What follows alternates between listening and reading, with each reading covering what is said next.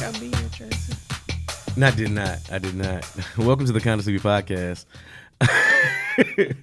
I'm your host, Knowledge. I'm on my Bill O'Reilly today. Fuck it, we'll go live. Oh, okay. Fuck it, we'll do it live. Okay. That's kind of what I'm on today. Damn. It's the first episode of the new year. Yeah. So I'm just kind of on that today. Fuck it, we'll do it live. All right. You know what? I like it. Fuck how it turned out. That was my motto all 2018. Yeah. It was. Take it and roll with it in 2019. Fuck how it turned out. Who do I got sitting to my left? I'm Knowledge, by the way, in case you guys didn't know. VP. The voice of reason. Reason. I'm also the king of R&B, in case you guys were wondering. R&B as in you're gonna define that for us? Reefer and beer. I thought it was ribs. No, that's ribs and blunts. See, I'm sorry, ribs and barbecue. I'm sorry. Reefer and beer this week. But I'm not drinking beer because I'm going gluten free. All right. So, which has been cool. I'm down 6 pounds. So that's good. That's healthy. Keep it up. I can see my navel again. Oh my gosh. Without using a mirror. So I'm excited. Well, if they'd seen your picture from about 10 years ago, you really would be the king of R&B. Really, I posted my picture for this what is it? Black Don't Crack. Wait, no. How hard has aging hit you challenge, which we basically black people renamed Black Don't Crack challenge. Right. However, what that did show us is that fellas, some of y'all black do crack, and some of y'all ain't got black girl magic. That's more like old bitch sorcery. I'm just trying to tell you, like, some of you heifers is looking like, Gandalf out this bitch, and some of you dudes is out here looking like Gollum. It's really weird. I never thought. It's this one dude. You showed me a picture of this one dude that did the challenge, and I looked at him and I said, "This nigga aging like milk." You told me who his girlfriend was, and I was like, I want to call bruh and be like, bruh, you ain't got to put yourself through this. Like, what's wrong? Like, can you talk to somebody? Do you blink twice if you need help? Like, I'm trying to remember she who is it was. stressing him the hell out. Like, clearly, I'm like, bruh, you bless your heart, young man. You just, Jesus on the main line. Tell him what you want. What you should want is some water to get the elasticity back in your skin, sir. Like, I don't know what's going on. Like, I put it like this. They say never trust a big button to smile. Her booty ain't big enough for you to be stressed out over. I'm trying to remember Just, who it was. Oh, goodness. Don't say it, but I can't remember. Yeah. Wow. We come with that. Yeah. Yeah. Wow. That nigga looks stressed. First of all, let me just say I appreciate the energy that's coming off, at the top of the new year. That nigga need a massage. Instead of fuck how it turned out, we just gonna say, tell it like it is all 2019. I think Tell I like it that like one. it is. Nigga, Yeah, you did I a like massage. Yeah. Mm-hmm. And a role model. You need to eat some vegetables, drink some water, do some Kegels, something. Jesus can't fix that. You know what? You need to move to Atlanta like everybody else did in the early 2000s, okay? No. That'll help you No, reverse no, that no, aging no. that you did, bro. Like, oh my God, what's going on? We So ain't even you think- introduced. We ain't even introduced another person to the podcast. I'm just saying. I get it out. That nigga, Get it. We that nigga just got stressed in. me out. What's it been, a minute? Yeah, okay, so I posted a picture from 2000, and people started asking me, if I was going to teach them how to love, and we was going to hook up, hang out, and be friends. Yeah, because I did look like Music Soul Child in the early 2000s.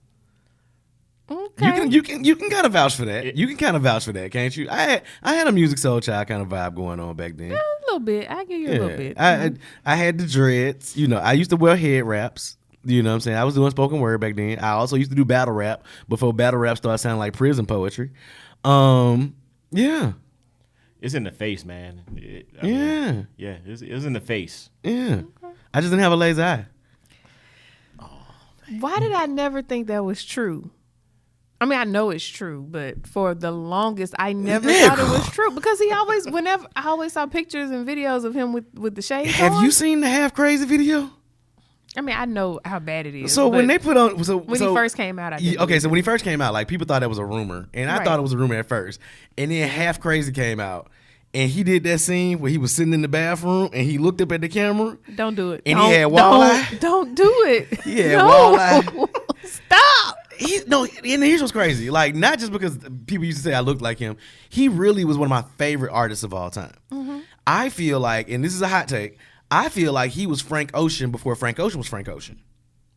Hear me out. I can see that. Hear me out. Yeah. He didn't have the strongest, most acrobatic voice, but the writing was so good and the performances were so consistent with what he sounded like on albums that you had to like it. You couldn't say that, you couldn't say he was auto-tuning it up or that, he wasn't going to be no Luther. He wasn't trying to be Luther. He wasn't going to be like Bilal, who also had an amazingly underrated first album, Firstborn Second. He won't give you Bilal. He was in that neo-soul vibe without giving you the vocal acrobatics of some of the singers from that time period. Shout out to Very Smart Brothers. They recently did a tribute to Rez in her first album from that same era. I mean, that's an album right there that still is timeless. It's classic. That still goes hard today. If you think about the music from that neo-soul era and listen to it today, it's still relevant. Mm-hmm. But that's just a sign of good music. Like, as much as I'm not going to say I don't care for ERRBODY, but as much as I think that ERRBODY was overrated to a certain extent. Yeah, I'll say it. Yeah. What? That first album was solid. Everything after that, nah. The views expressed on the Kind of Sleepy podcast. Okay. Are you serious? Go listen to Acoustic Soul and then listen to everything after that now, at the age we are now. And you'll see that ERRBODY's first album was solid, and then the rest of it was meh. It was meh. ERRBODY is the Joel Santana of Neo Soul. Wow. Oh my gosh. Think about Joel Santana's first album. Classic. Since then. Okay. But because you gotta, if you're gonna talk about ERRBODY in that time period, you gotta put her up against. Hold on, let's put a pin in this quick. I gotta let you cook. Let's put a pin in this right quick. I can't. Who do I got sitting across from me? I'm sorry, we still ain't got to that. Who? Man, I don't even know who I am anymore. Up is down, down is up. It's your boy B Wood, aka Mr. Don't Let the Smooth Taste Fool You, aka it's 2019. I'm still out here with my shirt off, hollering, "Who wanna mess with Hollywood Cope?" Okay. I thought you was gonna be swinging your shirt around like a helicopter. Clearly, I have to be voice of reason today between the two of y'all. All right, so let's jump back into this conversation right quick about the Neo Soul era and why ERRBODY is the Joel Santana. And don't get me wrong, I like both Joel Santana. This is not disrespectful to Joel Santana or ERRBODY. It's just that I think looking back, her legacy really is that first album. Her first album and features. Let's be honest. Acoustic Soul went hard. You can't, and the single off her second album went hard. Most people can't even name her second album, to be perfectly honest. Right, but I see what you're saying, but but by going by that logic, I would still put Music Soul Child in that same category. Now, hold on. No, hold on. Let me explain. I'm with you. I love Music Soul Child. He kind of hit, opportunity meets preparation meets the right time. It was just excellent writing. And production. Yeah, that's the other thing. The production, it was on point. But you kind of look. The first album hit. It was like, okay, who's this cat? The second album, I was like, and then. Okay, so the third album was lackluster, but and that's because we evolved. Right. Music Soul Child gave us 3 consistent albums. Fair enough. If you go back and listen to all 3 of his albums, sonically, they're consistent with his sound. Fair enough. And the thing is, the only thing is that the third album was that we had moved on sonically, but he hadn't. It's almost as if, like Jay said, niggas want my old shit, buy my old album. That's why Jay-Z has been so consistent for so many years, because he's been able to evolve with the times. Music Soul Child simply did not evolve. Right. Now, if you look at Bilal's first album was perfectly in the pocket of that time period. Right. I mean, it was perfect. I still say that Firstborn second. If you ever want anybody to, if you ever have to explain neo soul music at the time to anybody, which is a term that I still don't necessarily like, but I like it, for what it is right now as a subgenre of music. If you ever want anybody to understand what neo soul sounds like, you send them to Bilal's first album. You send them to Anthony Hamilton's first album. Mm-hmm. You send them to ERRBODY's first album. You send them to Jaguar Wright. A whole body of work, even to this day. She hadn't put out nothing lately, but Jaguar Wright is neo soul to me. And the sad thing about Jaguar Wright's career is that people didn't know really who she was on the mainstream until she did Song Cry with Jay-Z on the Unplugged album. Because she brought that song to life. Yes. Live. Like, you listen to Song Cry off Unplugged and you like, you don't get a nigga back like that. I listened to you that don't Friday. Get a nigga back like that. Yeah. Why she do that to Jay? Like, you really feel it because Jaguar Wright made you feel that song. But then think about it. ERRBODY's first album went hard. That second album, that single, The Truth, you had that. That track still goes hard. Right. The only other thing that you can really think of that really just kind of hits home for ERRBODY is the duet she did with Anthony David. Words. Yeah, can you name another track that just really hits home for ERRBODY? That's not on the first album. I kind of feel like we can't, not to use the term drag, but how many artists do live up to their first album afterwards? I mean, no. Some do, but I'm just saying, like, in the grand scheme of things, most artists don't come back and top their first album like that. Right. And that's fair. Right. I think that when we put it in perspective, though, people, when we talk about neo soul music, we're going to say ERRBODY because of that first album. I think the first album is very good. I think that the fact that she's still occasionally in some circles being held as this queen of neo soul is downright blasphemy. That's what I'm saying. I give it to her, and we can, can we trade her and Lauryn Hill? We still hanging on to Lauryn. I'm not hanging on to Lauryn. Nah. I've been voted Lauryn ass off the island. No, but Lauryn, you can't just vote Lauryn off because Miseducation. I know what you're gonna say. Miseducation was the standard bearer. Miseducation of Lauryn Hill to this day, 20 years later? Right. Mm-hmm. 20 years later, the Miseducation of Lauryn Hill still stands the test of time. Right. As what I consider one of the top 10 R&B albums of the past 50 years. Okay. Ooh, that's a tough one. That's a real hot take. Because if you think about it, we going back to Earth, Wind, and Fire. Yeah, that's a real hot take. We going back to Al Green. We going back. We gotta. Yeah, we might have to.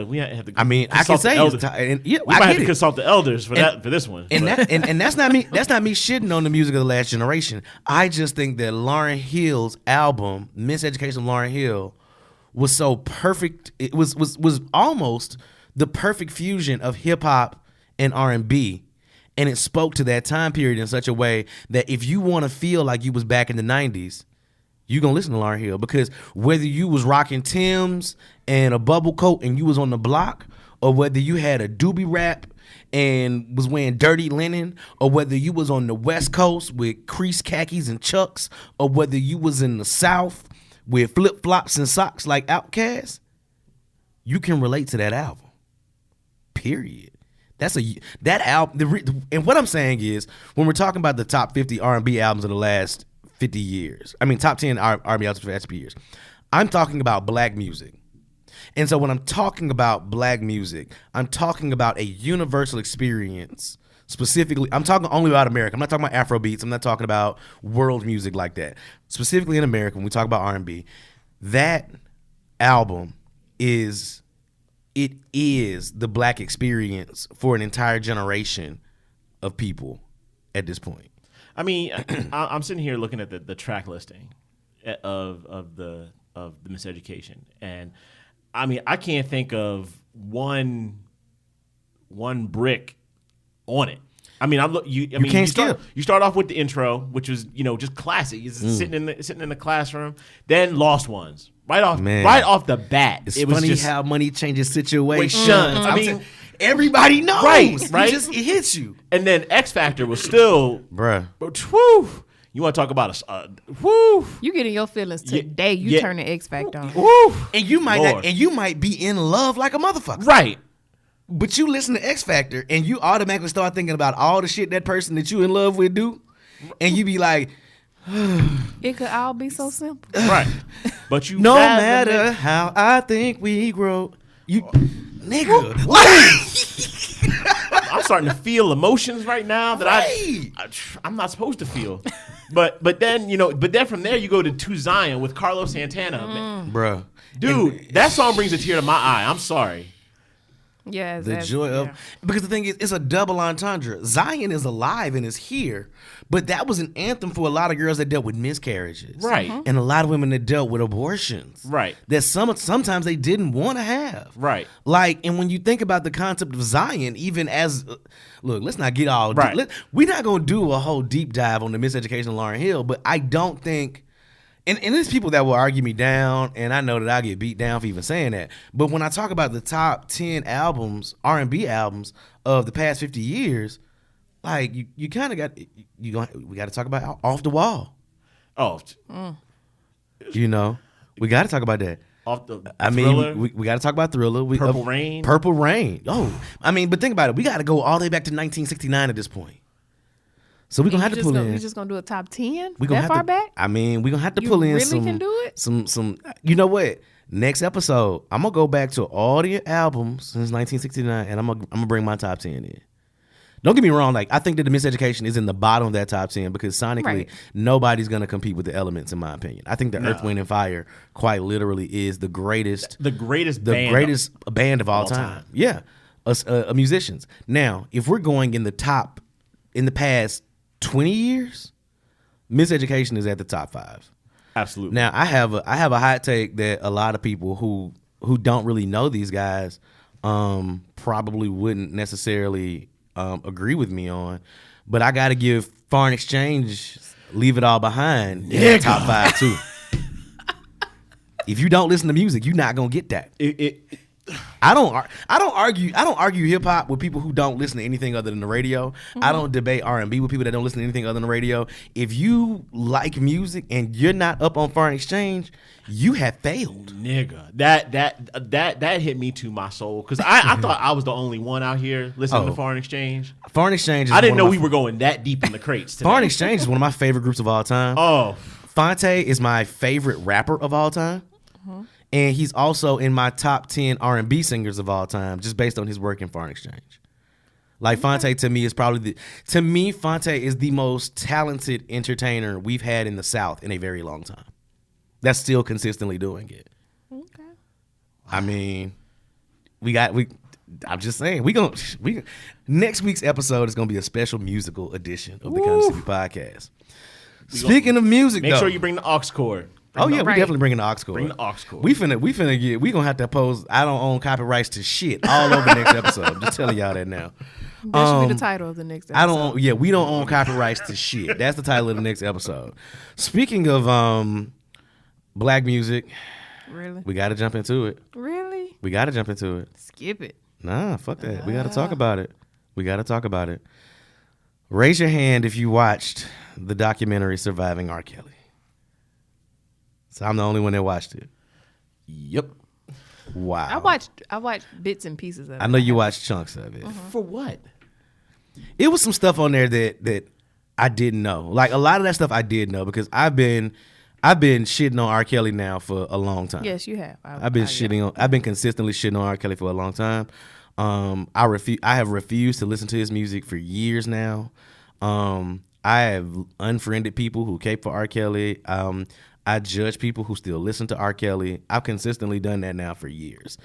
I can no longer listen to You Are Not Alone the same way anymore after what I heard. Because first of all, I didn't know he wrote that song, but going back and listening to it, I should have known he wrote it. Mm-hmm. But secondly, the fact that it was written for a woman that he made have an abortion, I was like, bruh, a woman that you kept locked in a hotel room, who wasn't able to leave, who was not allowed to talk to her friends and family or anything like that. Like, bruh, you nigga, I don't like this dude. I really just, and now he's under investigation. They're doing investigation. The district attorney in Atlanta is looking to speak with Joycelyn Savage, one of the people who he still has under his spell, and they're looking to bring charges against him as a result of some of the things they found out. And there was another podcast I listened to that brought up a very good point. I don't know what the statute of limitation is for transporting minors across state lines for the purpose of, having sex with them. But he's broken a couple of state lines with these minors, and it's verifiable. It's proven. They have testimony of these people. So it's a lot more states that should look into this besides just Illinois and Atlanta.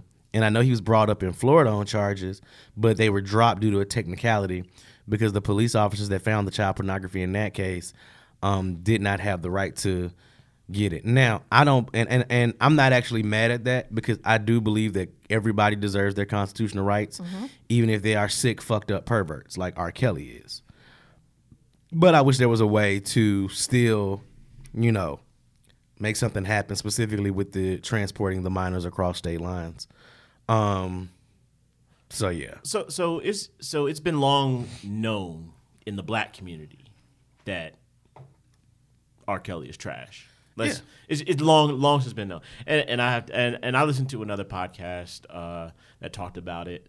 But a white guy and a Hispanic guy, and the white guy just keeps going on about I can't believe all of it because he made all this good music and I still love all the music and da da da da. And I'm just like, you realize this dude is a sexual predator. He is singing about sex with children. Right. So the fact that you like, I understand that like sometimes when certain artists get into legal troubles, you try to separate the artist from the art, right? We've been having this same discussion about Michael Jackson forever. Yeah, and numerous others. And the thing, and I want to clarify more than a couple things once you finish, especially about the comparison to Michael Jackson. I want you to continue. Right, but I'm not trying to compare the two, but all I'm trying to say is that this is a case where this man is bringing his deviant behavior into his art. Right. And so for me, it's impossible to divorce the two. You can't. It's a package deal. And, I'm tired of, sitting here and seeing people's aunties and their cousins, trying to cape for this man and say, well, you can't, like, his music is a standard for black picnics and everything. And I'm like, no. No, nigga, Frankie Beverly and Mays music is a standard for black picnics. Fuck R. Kelly. So, Electric Slide still bangs at a picnic. So we was at Blue Olive last night. Mm-hmm. And the DJ, I didn't get a call. Damn. Y'all right up the road. Oh, didn't think about it. It was a little It was the one down there in Fort Mill. So we was right there in Fort Mill. Oh, in Fort Mill? Okay, never mind.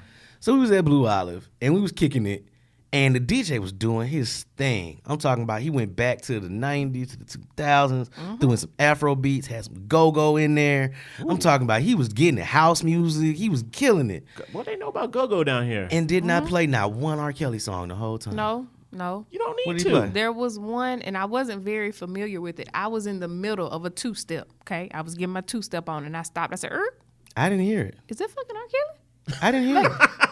I think he may have just been on. I don't think it was his song. He may have been. I heard his voice, and I said, "Wait, this R. Kelly." But it was like just for a second, and he went on to something else. Yeah, I didn't hear it. Yeah. I didn't even hear it. But he didn't play an R. Kelly featured song. Like he might have had, like it might have been a snippet, but I did not hear a single song that was performed by R. Kelly in that whole set. And I was rocking. They got video of it. Like, I was jamming. Like, I got up and I was dancing. And I don't really dance like that. I was getting in. So I was having a good time. So you can't tell me that R. Kelly's whole entire catalog can't be jettisoned because you want to have a good fucking barbecue. You can kiss my whole entire natural black ass for that one. So this time I'm gonna take the hot take, and I'm gonna say that his music, I'm gonna say that Kanye's music is in the same bucket as R. Kelly. Ooh. Yeah. Hot take. Yeah. Wait. Prove me wrong. Prove me. Oh, Can y'all give me a warning next time? I told you I'm keeping it honest for 2019. That was I'm the here theme. for it. That's the we energy, we yeah. keeping it. I'm keeping. And I said it with my chest too. In what regard? Because I'm not fucking with him or Travis Scott right now, but I want to know like in what regard is his music in this? Are you saying that from a not listening to it standpoint, or from a motivation standpoint? So as I think that R. Kelly is on another level of sick shit. True. So what I'm saying is, as a professional DJ, I refuse to play R. Kelly for all the reasons previously listed. As a DJ, I refuse to play Kanye's music because for all the reasons that we've already talked about on several episodes. Fuck Kanye. Right, fuck Kanye. So and now I'm putting Travis Scott in the same bucket. They are banned from my turntables. Okay. Banned. I respect it. Which is hard to do because it's very hard. Because everybody loves Kanye's music and Kanye put out some good music. Yeah. But I can't separate the fact that this Negro has gone and, supported, white supremacists and just gone off the reservation and you can say whatever you want to about his mental health and whatever, not making light of it, but it is what it is. But I'm not going to sit here and support somebody who doesn't support his people. Right. And who doesn't support the struggle of the people that spent good money making him rich. Right.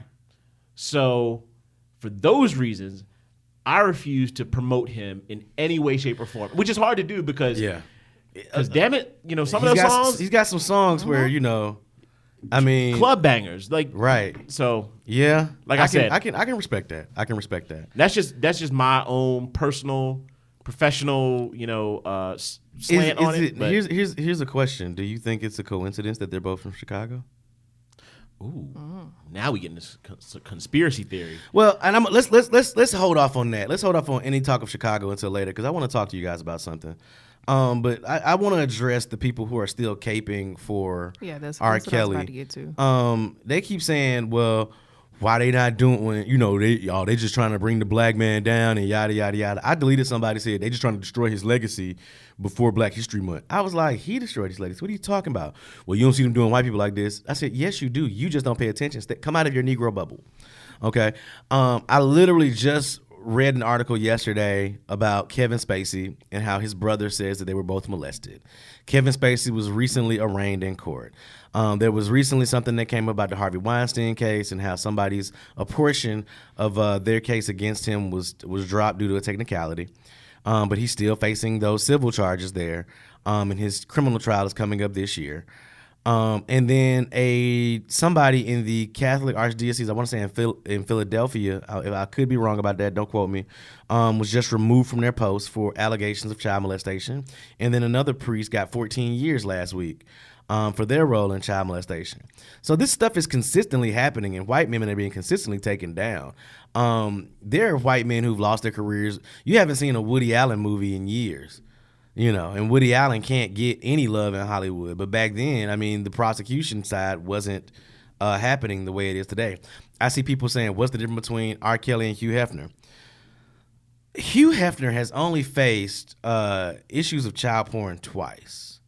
One of them was when Brooke Shields posed when she was, I want to say, 10 or 13. Like, she was really, really young. Mm-hmm. And she was very clearly young. And that photographer that took those faced a lot of backlash from that.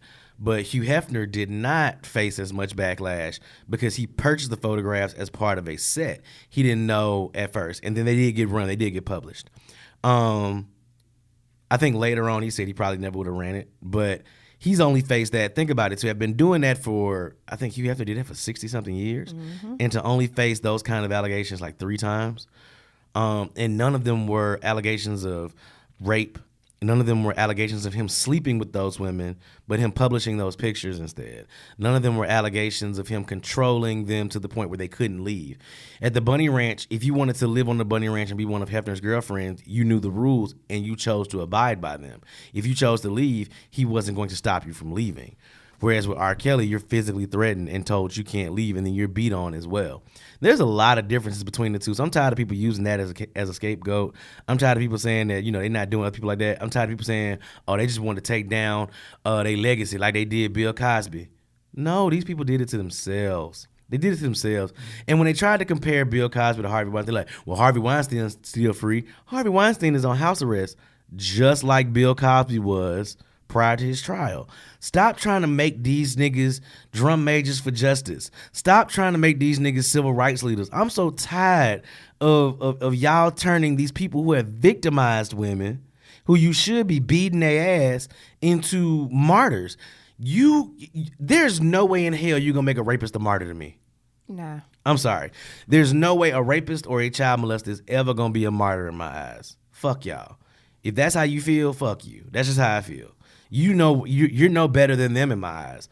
If you would justify and rationalize rape and child molestation in any way, shape, form, or fashion, we not rationalizing, we just saying it's not fair.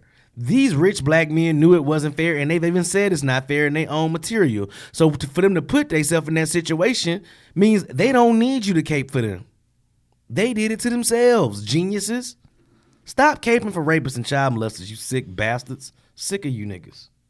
Sick of every last one of you. In the words of Huey Freeman, every famous nigga that gets locked up is not Nelson Mandela. Stop all the goddamn dancing. That is true. I've seen people say, well, his other artists and other, works shouldn't be, punished because of his actions. What do you think about that? Okay, so this is what I'm going to say about that. So I'm a big fan of Joe Budden and was a fan of Joe Budden before the Joe Budden podcast.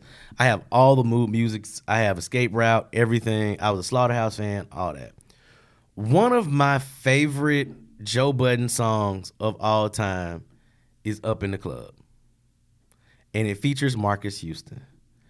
And it comes on and it says, it's the Pied Piper. You hear R. Kelly's not singing on the song. It's Marcus Houston singing the hook, but it's an obviously R. Kelly produced track. It's got the R. Kelly feel all over it. He does a couple of ad-libs here and there. I can't ever listen to that song again when I'm listening to Joe Budden's catalog. And Joe Budden himself has even been like, yeah, nah, I can't really mess with that either. And he's one of the people that made the song. Now, and the thing is, it's certain things I don't know that R. Kelly had a hand in. I'm never going to listen to I Believe I Can Fly again. If You Are Not Alone comes on, I'm probably going to ask whoever is playing it to change the song. I saw, not to cut you off, I saw Lady Gaga's statement where she was pulling her music. So Lady Gaga did say she was pulling out her collaborations with R. Kelly. And then R. Kelly came out and said, Lady Gaga just wants some attention. She doesn't care about black women. Nigga, you don't care about black women. Right. Fuck you mean? So yeah, I can rock with Lady Gaga on that. But again, it all goes back to all of this has been long since known, right, in the community. So why is it that it takes a lifetime special to bring all this to light? For them to all of a sudden find their moral courage and be like, no, I'm gonna tell you, I never should have. I'm gonna tell you who I respect in all of this. Dame Dash. I respect Dame Dash in all of this because Dame Dash, Dame Dash was engaged to Aaliyah when she passed, and he was engaged to Aaliyah when Jay-Z and R. Kelly did that Best of Both Worlds album, and Dame was on some. He asked Aaliyah about it, and she said she didn't want to talk about it. She said she couldn't talk about her experience with that man, and that she didn't want to do it. And he told Jay that he didn't want no parts of it. And so Jay was on the Jay was like, "Nah, I'm gonna still do the album." And Dame said, "Well, take my name off of it, and any royalties I get, we gonna put that to a breast cancer foundation that Aaliyah really loves." So what he did was he took that I guess travesty of an album, so to speak. I mean, saying that now in hindsight, honestly, that's the weakest part of Jay's catalog, to be perfectly honest. That album was the weakest album on Jay's catalog. Yeah, he caught a brick on that one. Yeah, he really did. But he took that money that was being made from that and made something good out of it. you know, in retrospect, I've always had a lot of respect for Dame Dash as a businessman. I felt like maybe back in the day, him being young and wild, and having money, young, braggadocious with money, he intimidated a lot of people. And I may not have always agreed with, you know, how he did things, but I'd like to think at this point, I mean, looking at Dame Dash and listening to him these past couple of years and having read Culture Vultures, Dame Dash is a man of principle, and he got it right. Mm-hmm. You know, I mean, that's the kind of life I seek and strive to live. You know, he smacked Harvey Weinstein, you know, for doing the things that he was doing to women in the industry. He didn't fuck with R. Kelly. At the time, R. Kelly was probably one of the biggest R&B singers in the world. That's why they did the Best of Both Worlds album, because literally Jay was the biggest rapper in the world and R. Kelly was the biggest R&B singer in the world. So it's one of those things where, you know, you say all money ain't good money, and you're able to walk away from some money because of your principles. I gotta respect Dame Dash in that. I wish more artists had those kind of principles to say, all right, well, I know that this is wrong. I know that this dude is out here doing sick shit. Let me take that money that I may get in royalties from my work with him and direct that and divert that to somewhere good. Now, if you're an artist who maybe ain't making, you know, the money that you was making, like I can't see Boo and Gotti from Fiesta turn down that money. Like, look, if that's your source of income, dude, and you ain't got the bread like that to be giving it away, bruh, cut your check and just live the right life. Right. You know, get your check, live your life the best way you can, and protect black women. But if you're an artist, like let's say you're a Chris Brown who can still do amazing things. Let's say you're a Hove who's still out here getting money, doing amazing things. You know, you can take that little bit of money that you're getting from them Kelly royalties and put them to, you know, back into the neighborhood, mm-hmm. or a Black Girls Rock thing, or a Black Girls Code, you know, camp or something like that. Do something to benefit the black women around you and in this country who R. Kelly has victimized, a number of them all over this country. And apparently, according to what's going on in Africa, when he go over there, he looking to victimize them over there too. Well, I think back to the question about why is it a thing now? Like, why are so many people on the, oh my gosh, I can't believe R. Kelly, he's a monster bandwagon at this point just because there was a documentary on TV, right? I've thought a lot about that, and I wondered, why is it that that's what it took? You know, like legally there hasn't really been any real consequences for R. Kelly. And a lot of times it takes bringing people in emotionally to really truly understand just what's going on. Because, I mean, we don't always read. We're not going to go and research stuff. I mean, we hear stuff word of mouth, but we don't. But then for the people that got together to say, hey, we're going to start this and bring light to just how bad this really is, because some of those girls we never heard of before. Right. We may hear one good story. I hate to say good story, but we may hear one really, you know, popular story about what's going on or something he did to one female, but there are a lot of others that we never even hear about. So I think for them to put it together and actually put all the different puzzle pieces and say, hey, here's the entire story of R. Kelly. You guys may have heard this piece over here, this piece over here, but you need to know in its entirety just how bad this really is. And Jim DeRogatis from the Chicago Sun-Times at one point, I don't think he still works for them, but Jim DeRogatis, I mean, for the last 20 years or so, has been following this with R. Kelly, and he's done a number of stories with timelines without using the victims' names because, you know, he didn't want to violate their privacy. But he's done this for a very long time. And for Dream Hampton, it's funny, Dream Hampton was getting death threats, and her response was, I'm from Detroit. Wow. Period. They still don't have clean water in Flint, but let's go. Oh, yeah. Right. Oh, and speaking of that, government shutdown, what is this, day 21? Yeah, Lord Jesus. Let me just close out the. Okay. Well, I need to drop one little jewel before we move on. But go ahead, B. But you know, again, I feel your point, Miss EP.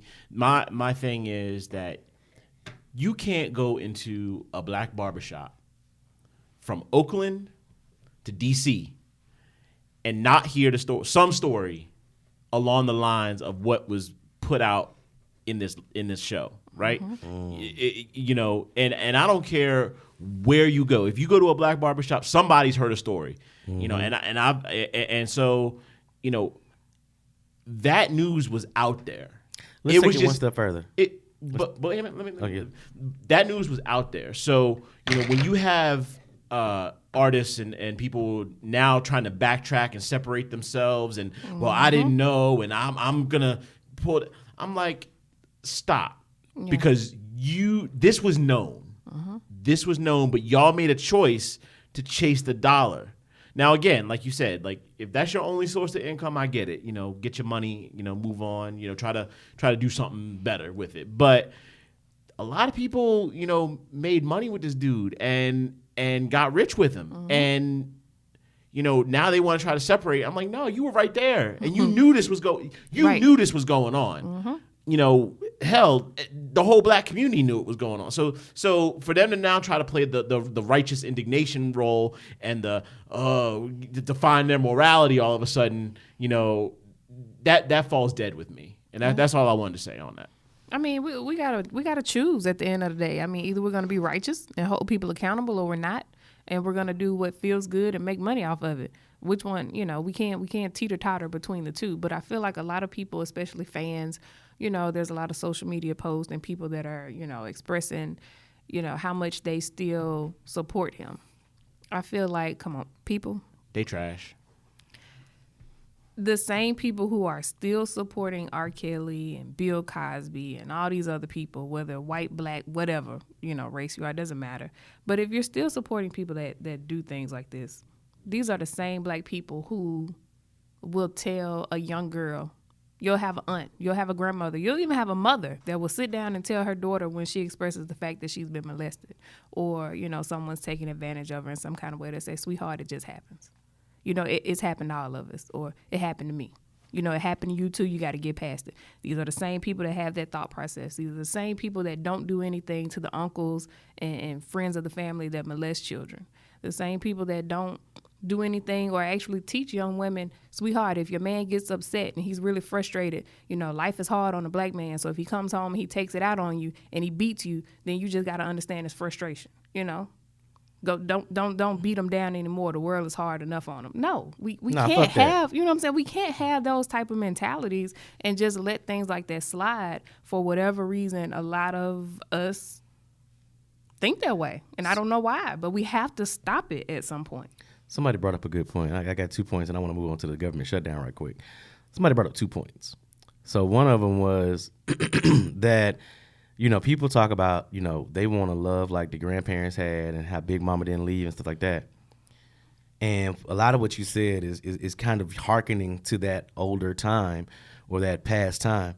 But y'all don't know some of these stories about why your granddaddy is the way he is. Mm-hmm. Your granddaddy might have a scar across his chest from when Big Mama got tired of him bringing home random hoes or gambling all his money away or drinking all his money away, and she cut him. Yeah. Or he might be missing a finger or something like that. Like, no, these are actual stories that I heard people tell about their grandparents and stuff like that. Your granddaddy might have a burn spot on his arm where he was asleep, and your grandmama threw some grits on him like Al Green. I'm just saying. Light that nigga up. I'm sorry. We joke about the grits thing, but that's a very, very well-known thing to have happened to black men back then when they couldn't get their shit together. That's some shit that happened. And the thing is, y'all don't want one of them old relationships like that, because you're not going to be able to deal with a woman throwing grits on you. I'm just saying. Be careful what the fuck you ask for, number one. The second thing I want to talk about is that you mentioned something. I said, let's take it one step further when you mentioned barbershops. In barbershops from Oakland to D.C. You can also go, and you got people that heard a story. But the thing is, you also got people in those same barbershops that know stories from those same neighborhoods. You got guys who sit in those barbershops and say stuff like, if she old enough to cross the street, she old enough to get hit. Or if it's grass on the infield, play ball. Stuff like that. You hear these guys say shit like that. If a man can walk through mud, he can fuck through blood. Shit like that. And, guys around them chuckle. You think it's okay. And you think it's cool. The shit ain't cool no more, bro. Like, when I was younger, and I'll admit, like, the thing is, okay, so, and this is one problem I have with woke culture, is that you're expected immediately to know everything from day one. Once you express the idea of wanting to be better and knowing better and doing better, you're expected to know everything. I'm not going to sit here and pretend like I didn't sit in a barbershop or around a bunch of guys and maybe laugh at the same phrases. You know, like, and say, man, you crazy. Or, man, you wild. And not even think about the thought process behind it, because I didn't. We weren't socialized and raised to even think in such a manner. A lot of us are raised to see women as conquests and tools of pleasure more so than we are raised to see them human. A lot of black men, even today in their 30s and 40s, still don't see black women as human. I mean, first of all, that's something that we really got to get together as a community, because black women have been holding us down from day one.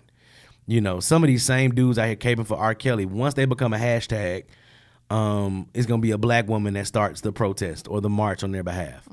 And so, I'm not comfortable with that dynamic.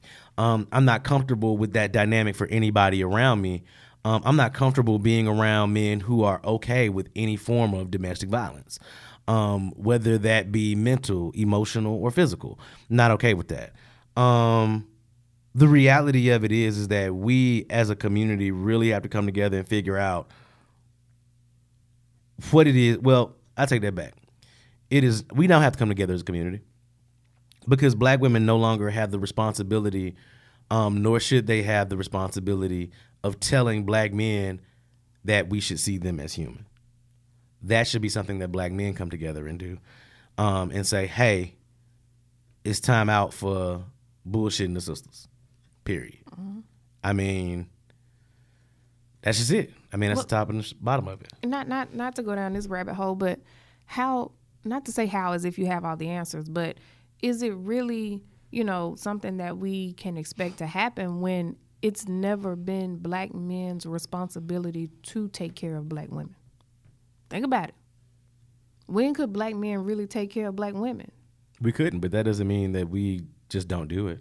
But I'm just saying, like, that, I feel like that's where a lot of the foundation of it starts from. It was never a black man's responsibility. I don't think black men really ever felt that they could, or they had the rights to, or the entire will or ability to completely protect and take care of black women. En masse, so how do you agree. teach younger black men how to do that when you as a man know that at any point in time something could happen to your family and there's only so much you can do? So that thought process was never instilled in young black men coming up. And that's where it begins now. You begin in your community and in your household. And you spread that out through mentoring programs into the children that your kids are friends with, that this is what you do. This is how we have to fix these things. Speaking of, it brought something that bothers me a lot. The video that's floating around social media of the young black lady in, what was it, McDonald's? Oh yeah, that and how those fighting. black men just stood by and watched her. So yeah, she swung fought, on right, by old boy. Yeah, she literally fist fought an older white male across the counter. She was an employee, he was a customer, and I think he was upset over wanting a straw or something, and it got physical. And there were black men standing around with their phones out, watching and recording. I'm gonna tell you this: that video was a sign that God loves me, because He doesn't let things like that happen around me. Because somebody would have went to jail that day, and I probably would have went to jail for excessive assault and battery. Like, I would have been, by the time the police guy had got there, I would have been jumping up and down on him with both feet. I'm just saying, as another sister, I wouldn't have stood there and watched it. I don't understand how another man, take race out of it. I don't even understand how a man can sit there and watch another man be in a physical altercation with a woman. Because I mean, come on. We live in a different world. We're from a, let me speak for myself. I'm from a wash generation. So I mean, my response would not necessarily translate to, I think, what a lot of younger black males would do. I would hope that someone would intervene, but that's just, we live in a different day and time, and I'm not trying to excuse it, and I'm not trying to make room for, make an allowance for not stepping in, but some of these young black men out here, they haven't been raised with the type of I don't want to say chivalry, but just a common sense of decency to know an appreciation for the women around them. Exactly. To know that, hey, this is not right. I need to step in. I need to take action here. But I guess it goes back to the point I was just making. Like, young men aren't taught that to a certain extent. Right. They just don't have it. We got to start, now. That's you got to catch them. That's a whole whole podcast. Yeah, I mean, whole... I kind of touched on it on another show when I was like, us as women, we have to also understand that there's a difference between our sons and our men. And you can't raise your son in the same light or treat your spouse or your significant other in the same light that you would as your son. There's two different types of loves and two different types of protecting and caring and all that kind of good stuff. But you don't treat them all the same. Like, man is not your man. Can we leave something in 2018? And I understand the sentiment behind it, and I can appreciate it. I really do. Can we stop referring to our children as our king? Mm-hmm. Or, like, I call my daughter my princess. I would never call my daughter my queen. Right, yeah. That's not a title reserved for her. Mm-hmm.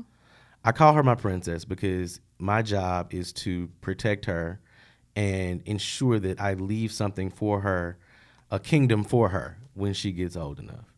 When you're referring to these 7, 8, and 9-year-old little boys as bring it my back king, even lower. Bring it back. Bring it down. It's just it's a thought process there that puts a burden of responsibility on these children that does not allow them to be children. Period. True. And I'm not cool with it, and I'm tired of it. But that's neither here nor there. Let's jump into this government shutdown. Y'all president ain't shit, and Mitch McConnell can eat a bag of baby dicks. Okay. Next topic. Yeah. that sums it up. That pretty much sums it. No, okay. all the way So the fuck question. up. Him, not to get into other things about him, but this whole possibility of declaring a state of emergency in order to get the funding. It would be illegal. Well, he says it's not. Here's because he can. I'm about to give you some constitutional proof.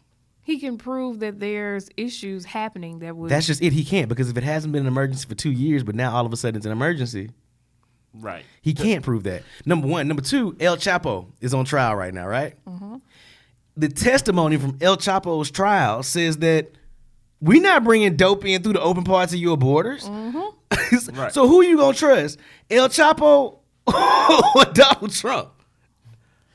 I'm trusting El Chapo. El Chapo is way more of an expert on smuggling dope than Donald Trump. Right, like that should be the least of your worries. Right, but we're dealing with an ideological, idiot and his acolytes that do follow him. I guess the question is what I guess as far as him declaring a national emergency, right?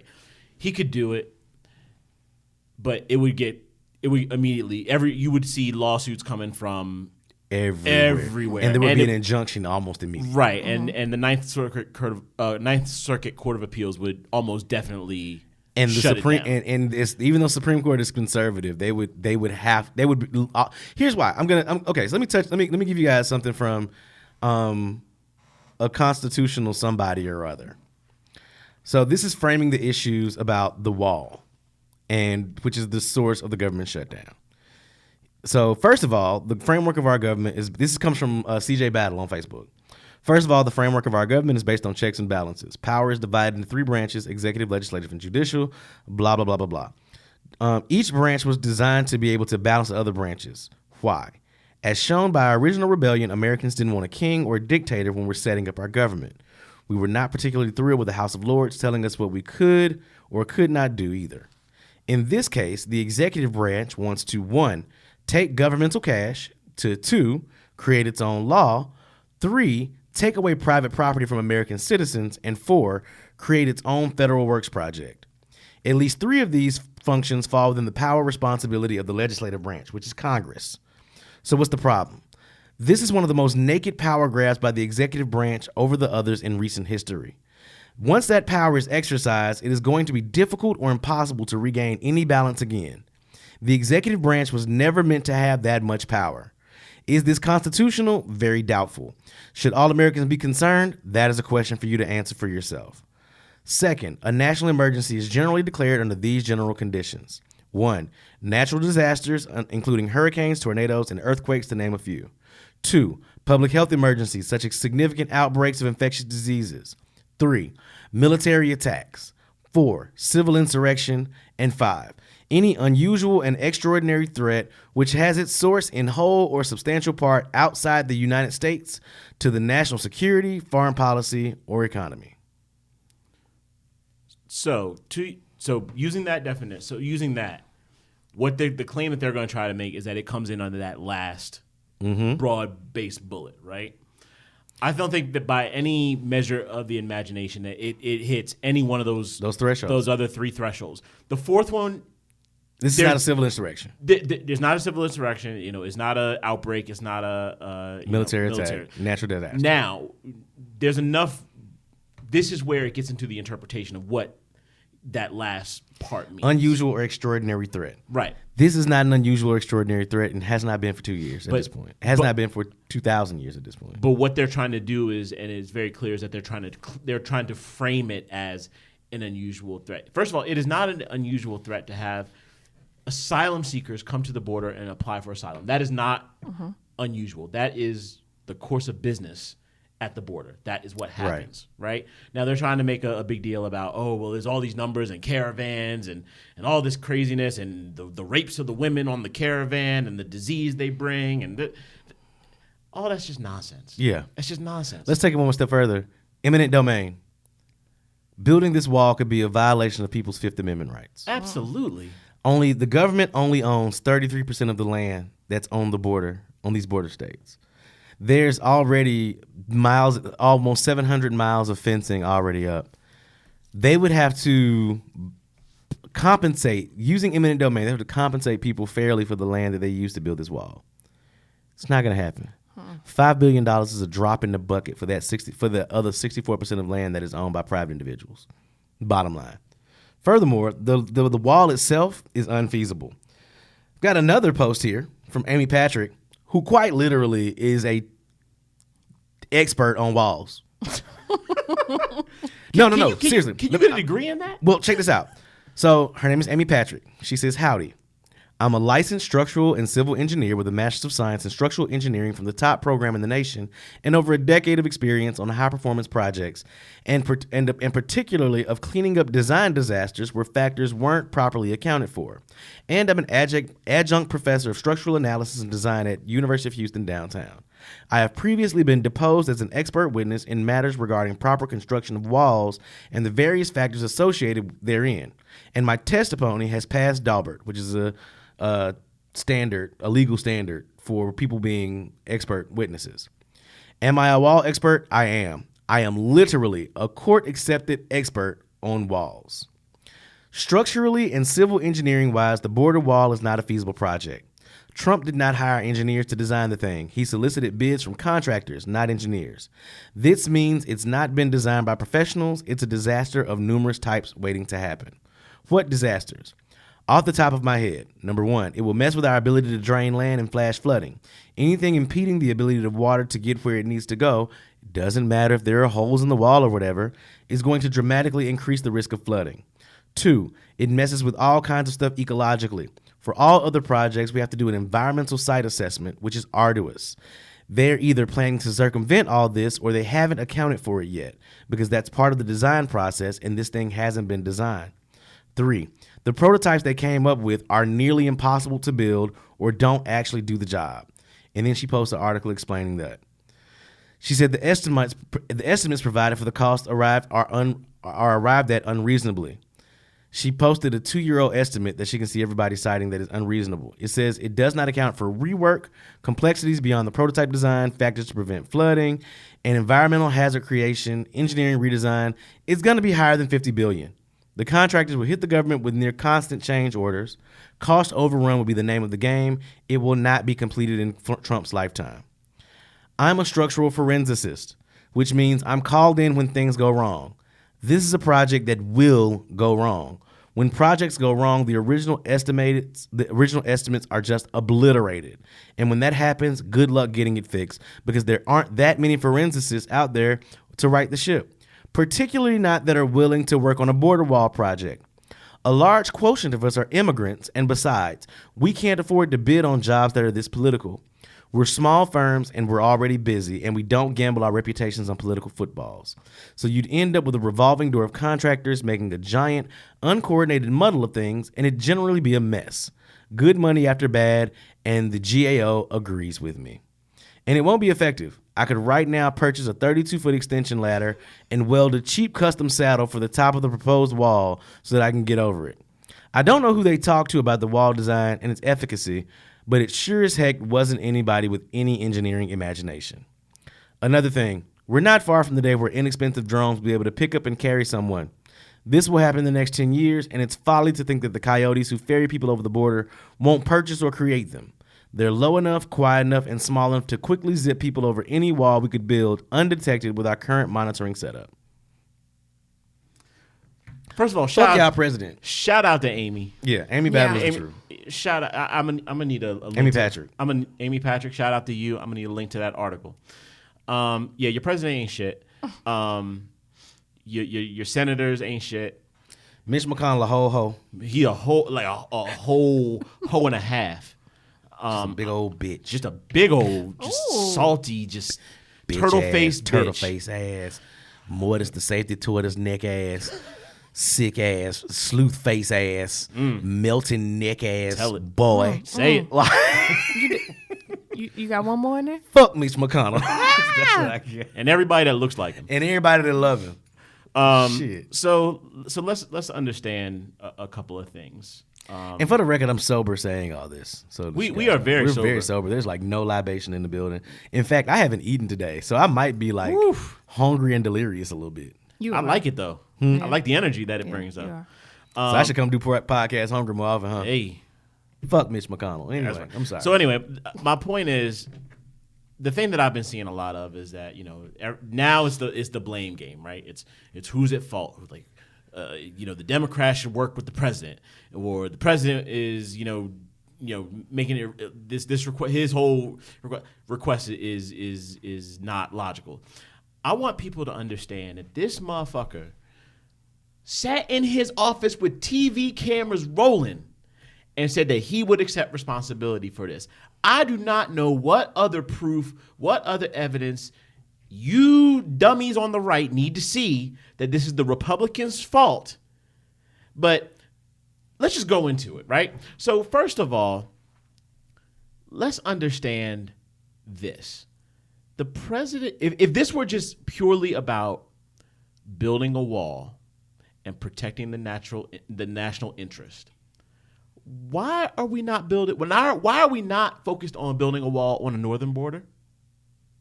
There's been no talk. There's been no talk of building a wall between us and Canada. Absolutely none. Everything is about the southern border. So let's just understand what this is all really about. They want to keep the brown people out, and they want to make America white again. And people automatically say, "Well, you're just jumping right to the racist point." I'm like, "Well, yeah, everything's about race. Yeah, it is all about race."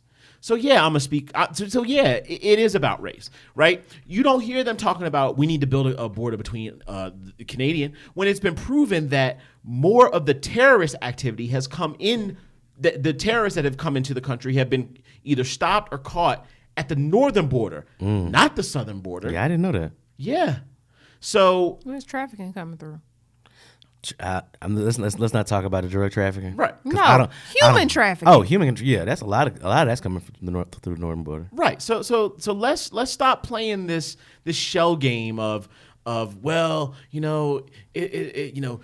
it's about national interest. It's about, letting bad people in. Like, these people are seeking asylum from lives that are tremendously worse than a life that's so bad that they are willing to walk hundreds and thousands of miles for a chance. Not even a concrete, just a chance at the opportunity of having a sovereign life. Give me your poor, your tired, your huddled masses as long as they white. Right, right. You might as well just go and put that on the Statue of Liberty, buddy. So that's one point. The second point I wanted to raise is that, if they wanted to actually build the wall, and if this was all about, securing the funding and building a wall. Because, look, I'm fine if you want to build a wall, but let's start with the northern border. Why does it have to be the southern border? But anyway, let's understand this. Last year, the government was shut down for several days. And why was that? The Democrats actually offered the Republicans $25 billion for the wall. Explicitly, the wall. And y'all's president balked at it because the Democrats wanted protections for DACA, for the DACA kids who were already in the country. We're not talking about bringing more people in. We're just talking about protecting the ones that are already here. Right. They balked at it. They said, no, we're not going to give protection to the DACA. So the Democrats said, okay, all right, fine. We'll end the shutdown. We'll approve the funding and we'll go. So the $25 million came off the table. What y'all's president didn't see was the blue wave coming in 2018.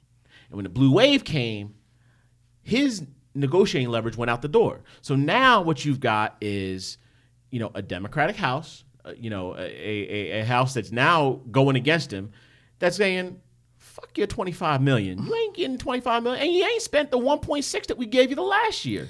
And the way that budgets work in corporate America, I don't know how many of y'all are familiar with this, but if you make a budget request in most corporations, you have to spend all that money. Yeah.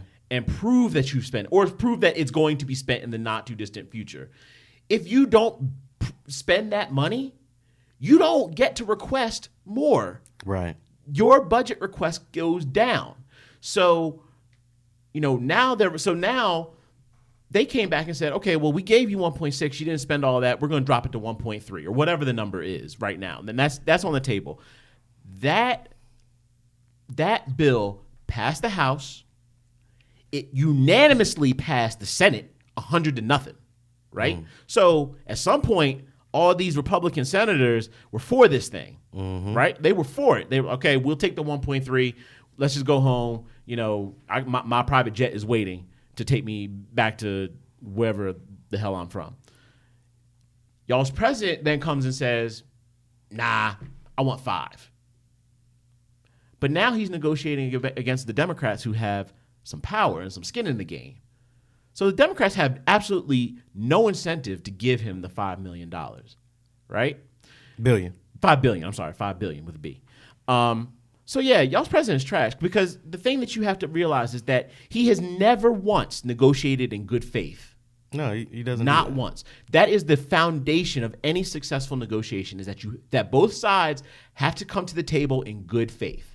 He playing this he's acting like this is, and the thing is, makes it so bad. All of his supporters are cheering him on like this is a good thing for the country. No, it's not. My brother right now is furloughed because y'all's president has decided to shut down the government. So now let's understand this, and this is to the Mitch McConnell point. So his bitch ass. All of a sudden, this motherfucker just decided that he forgot how the Constitution and how a bill becomes a law, and how what we all learned in Schoolhouse Rock is that okay, the president can only a bill, and I'm sitting on Capitol Hill. So now all of a sudden he's got this amnesia about if the president vetoes a bill, the Senate can override it with a 2/3 majority. But he's scared of him. Right. He's scared of Trump. But let's understand. The whole Republican Party is scared of Trump. They're a bunch of cowards. I understand this. But beyond that, just the pure numbers of the fact that you passed this exact same bill with unanimous support, not one of y'all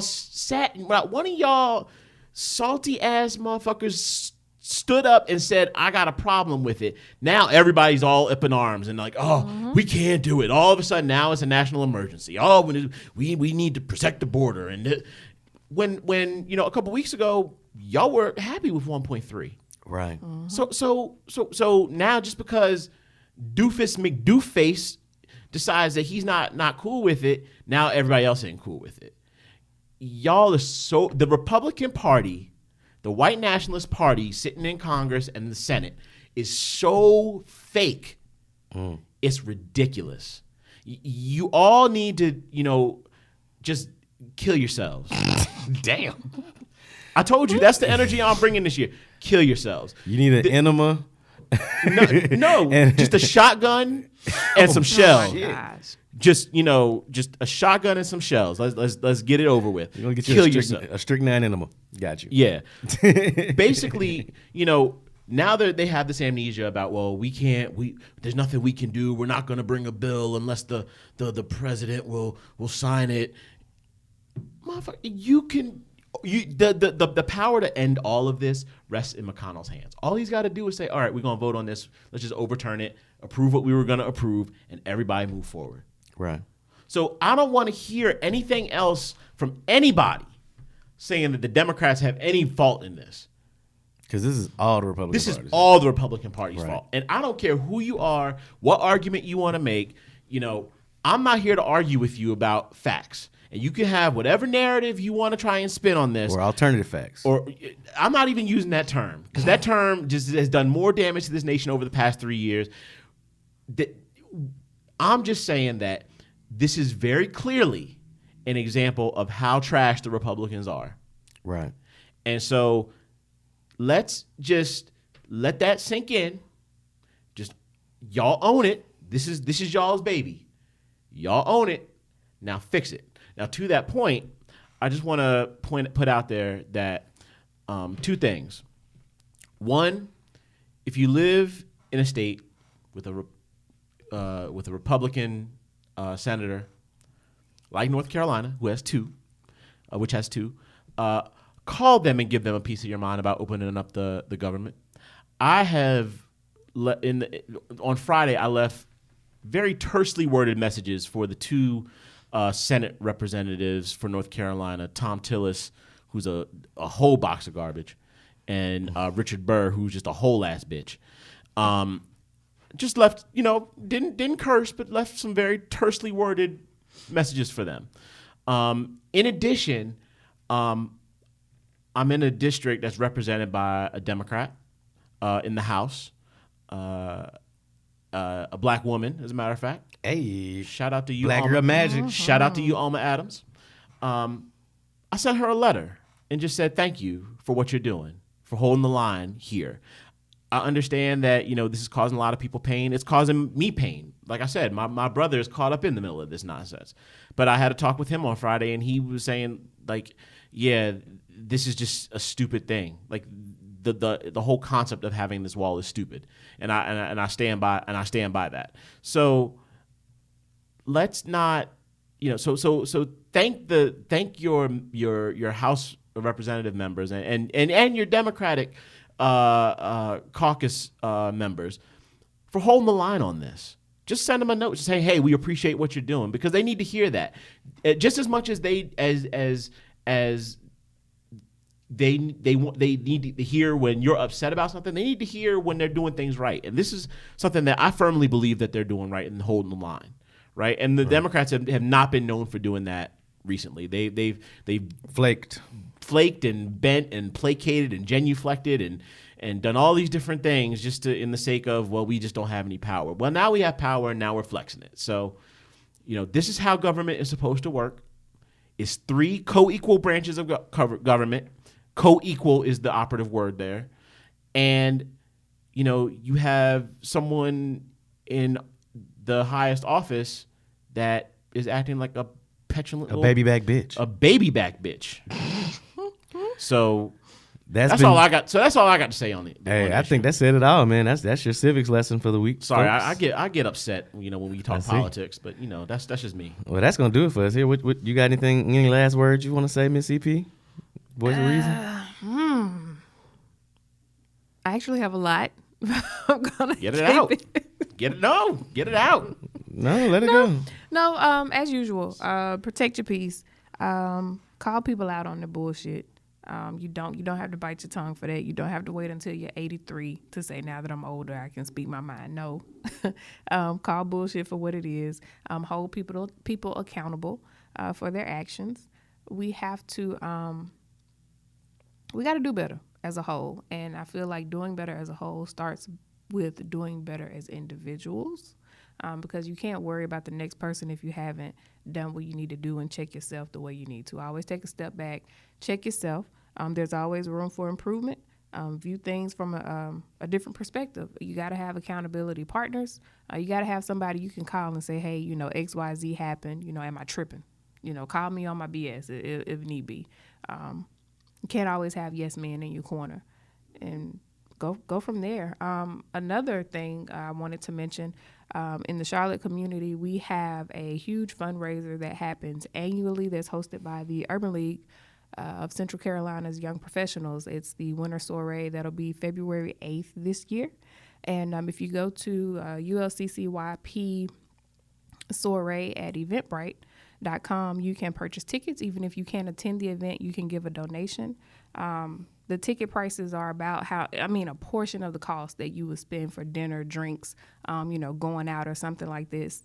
It's an easy way to give back to the community in some shape, form, or fashion. Even if you're not in Charlotte, if you can go and give a donation to the cause, it'd be great. The Urban League has numerous programs that they offer at literally no cost to the underserved in the Charlotte community. These are certification programs, job placement programs that help people out. They're really big on economic equality for our community. So if you can go and support in any kind of way, that'd be great.